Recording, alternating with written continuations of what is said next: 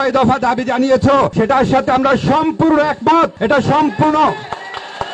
এটা অত্যন্ত যৌক্তিক দাবি। তোমরা যে যৌক্তিক দাবি জানিয়েছো, প্রথম যারা প্রকৃত যারা নিহত হয়েছেন, আমাদের ছোট সন্তানরা যারা তোমার আহত হয়েছেন, তাদের সংখ্যা রেগুলার আপডেট করা হবে। তোমাদের স্কুলের মধ্যে তথ্য কেন্দ্র স্থাপন করা হবে।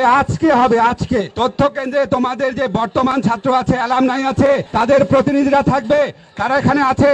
এই দেখো, তোমাদের ছাত্র ছাত্রীরা থাকবে, মন্ত্রণালয়ের লোকজন থাকবে। তারপর হচ্ছে তোমাদের যে দ্বিতীয় দাবি ছিল যে যারা আহত হয়েছে, নিহত হয়েছে, তাদের পরিবারকে অত্যন্ত সম্মানজনক ভাবে তারা যেই ধরনের সহায়তা চান, ক্ষতিপূরণ চান, পুনর্বাসন চান এবং তাদের ট্রমা সেন্টার সাপোর্ট চান, সবকিছুর ব্যবস্থা করা হচ্ছে।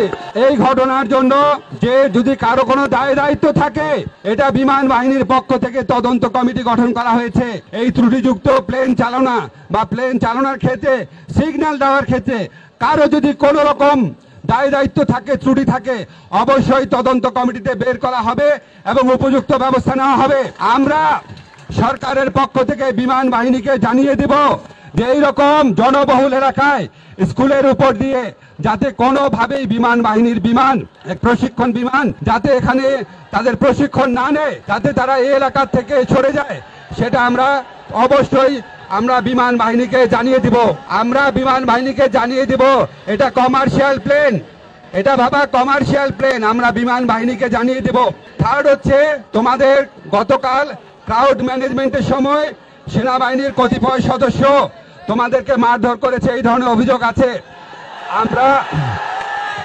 আমরা সরকারের পক্ষ থেকে এর জন্য দুঃখ প্রকাশ করছি, ক্ষমা চাচ্ছি এবং এই ব্যাপারে উপযুক্ত পদক্ষেপ নেওয়ার জন্য সেনা কর্তৃপক্ষকে আমরা জানিয়ে দিচ্ছি। আমরা আশা করি যারা শক্তি প্রয়োগ করেছে, সেনাবাহিনী অবশ্যই তাদের চিহ্নিত করবে এবং তাদের ব্যাপারে উপযুক্ত পদক্ষেপ নেবে এবং তোমাদের কাছে ক্ষমা চাবে।